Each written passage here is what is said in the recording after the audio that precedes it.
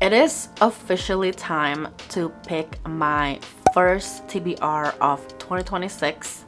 If you have been following me for a while, I did decide to put 50 book titles in a pasta jar, and this is gonna be my 2026 TBR. This is not by all means all of the books that I am planning to read in 2026, but these are just the book titles that I have said that I want to read in 2025 that I haven't, and I just want to put them kind of on the top of my TBR list, I guess. So I'm gonna pick up probably 5 book titles from this jar, and I also have 3 books that I know I wanted to read in January. I'm gonna go over those 3 books toward the end of the video, but for now, let's pick 5 book titles from this jar. I am honestly pretty nervous because some of the book titles that I put in this jar are some of the books that are kind of intimidating for me to read, and I'm hoping that this first TBR is gonna be pretty easy and I will not get those intimidating books. I'm just gonna pick like 5 random slips so it's easier. 1, 2, 3, 4, and 5. So let's open the first paper slip. Okay, come on.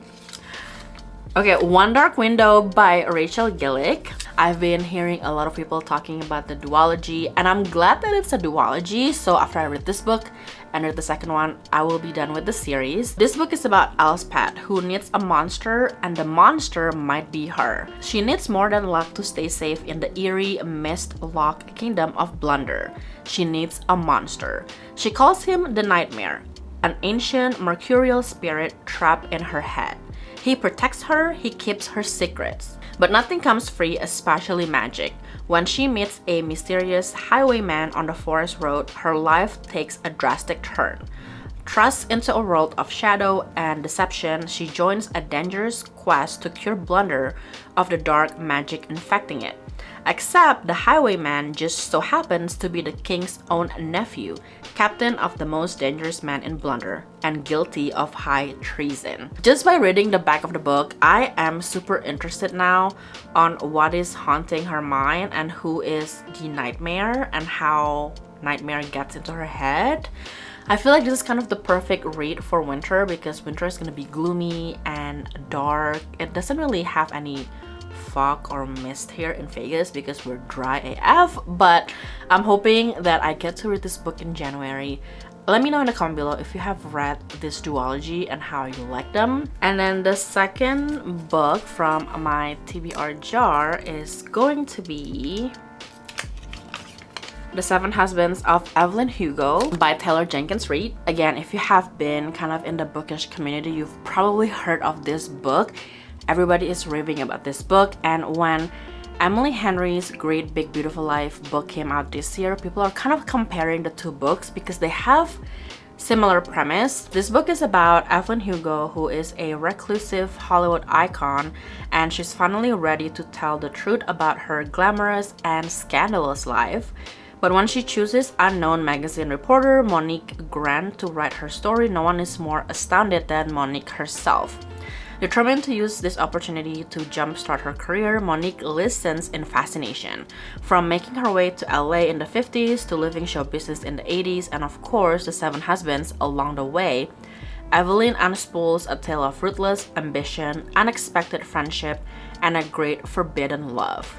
But as Evelyn's story nears its conclusion, it becomes clear that her life intersects with Monique's own in tragic and irreversible ways. If you have read Great Big Beautiful Life this year, you probably know that the ending was kind of unexpected, and I'm not sure if this book will have similar ending to Great Big Beautiful Life, and I feel like that might be the reason why people are comparing the 2 books. But I cannot wait to read this book and finally said that I have read it because this book again was so popular. I think it is still pretty popular even to this day, so hopefully I'll be able to read it next month. Third one is going to be Light Lark by Alex Astor. So Light Lark is one of Alex Astor's, I think, older book that she published. I'm not really sure what like her backlist looks like, but I know that this book series is becoming popular again, probably in the last few months. Honestly, I'm not really sure why but I think it's because she came out with this novella about the two male characters in this series, and it's kind of like a two-in-one book, and she was promoting it on her social media. I've said it before, but I follow her on TikTok and Instagram, and when she's coming out with a new book or a new version of her book or whatever, she posted quite a lot, and I feel like they are just so cute and so entertaining, and obviously it went viral for a reason. But anyways, this one is her YA fantasy series. I've never read anything by her other than her adult summer romance book this summer. This one is about the centennial. Every 100 years, the island of Lightlark appears for only 100 days to host a deadly game where the rulers of 6 realms fight to break their curses and win unparalleled power. Each ruler has something to hide. Each curse is uniquely wicked. To break them and save themselves and their realms, one ruler must die. To survive, Isla Crown must lie, cheat, and betray, even as love complicates everything. I cannot wait to read this. I have actually never read any fantasy book with like a game or a competition before, because I'm not really a fantasy reader, but I definitely want to start reading more fantasy, reading more genres that I am not super comfortable with, because I just rarely read them. But I feel like this is going to be a great one to start with. Alright, the fourth one is going to be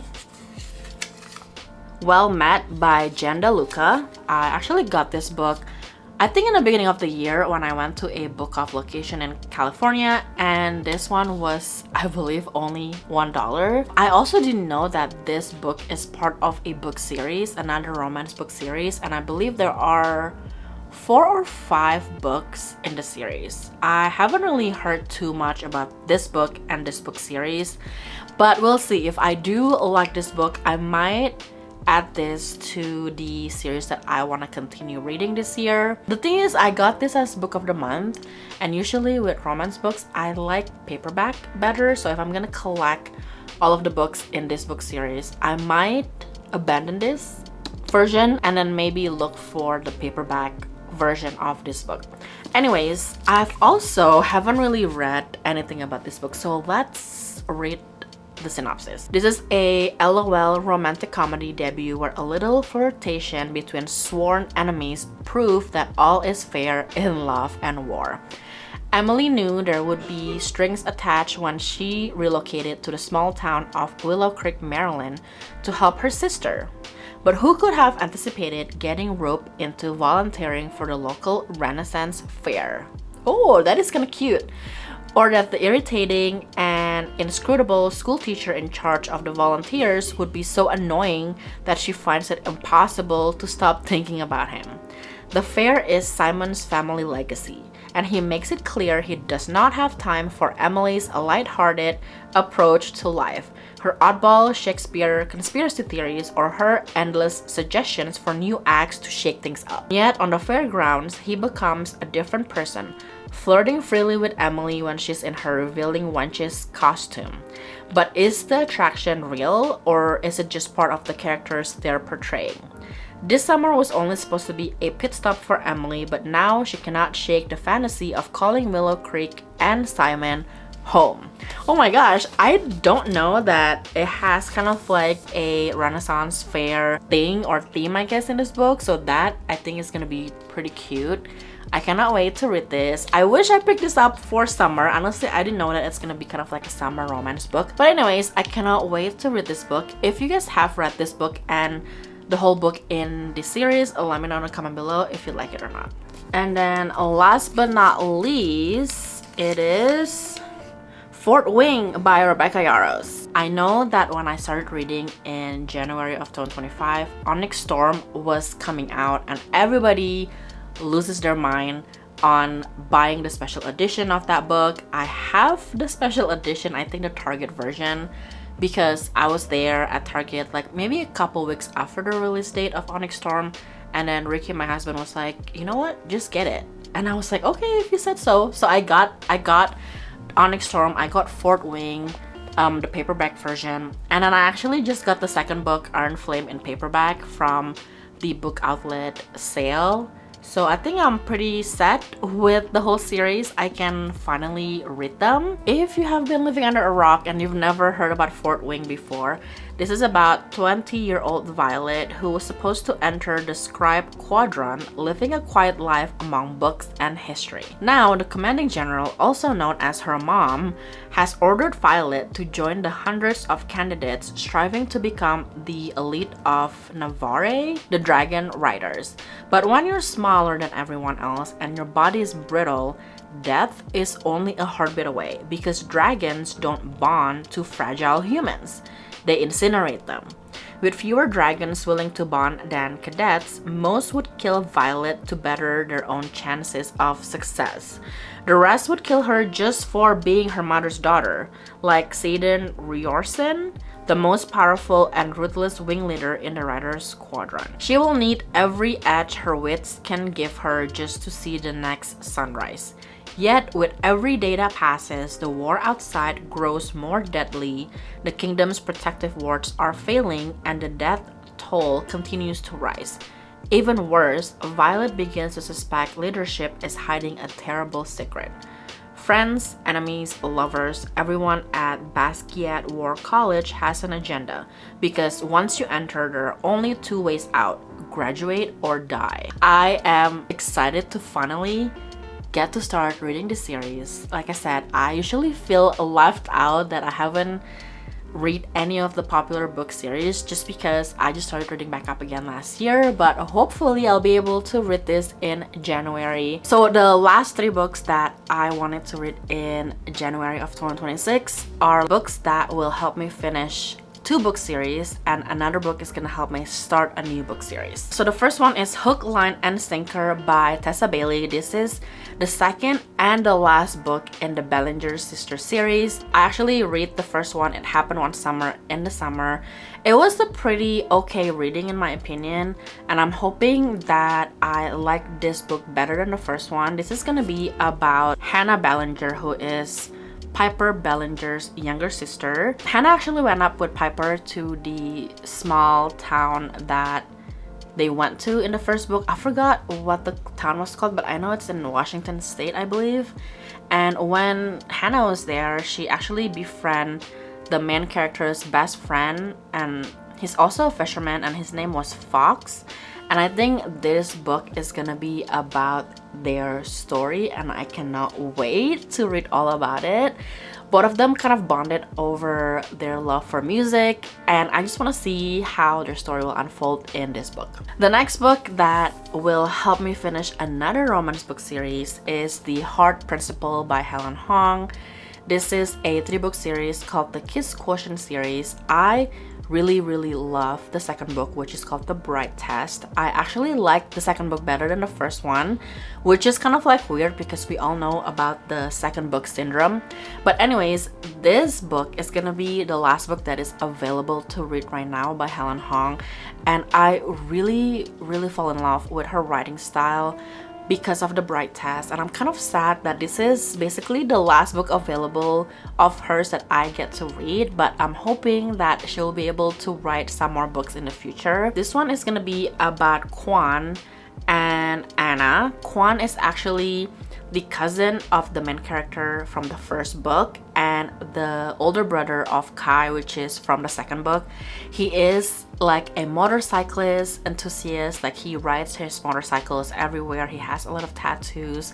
He's kind of like the bad boy, badass guy that I feel like you kind of fall for, because you know, good girls fall for bad guys type of thing. So I cannot wait to read all about his story in this book. So the last book for my January 2026 TBR is going to be Mile High by Liz Tomforty.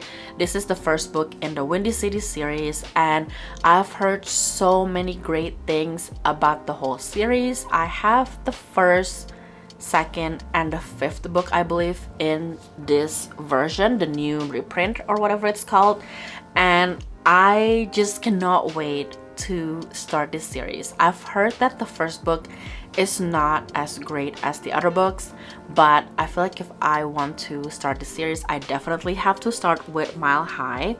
I think this one is gonna be about Xanders and Stevie. Xanders is a hockey player for the Chicago hockey team. I don't know if there's actually a name. And Stevie is the flight attendant for the NHL team, which is crazy. I never really think that all of this team might have their own kind of like airplane that they use and like a private flight attendant. So I cannot wait to read this book as well. I guess those are all of the books that I am planning to read in January. I am so excited and so happy that I get to finally pick book titles from my TBR jar, and also to finally finish hopefully 2 romance book series and start a new one. Let me know in the comment below, what are you gonna be planning to read in January?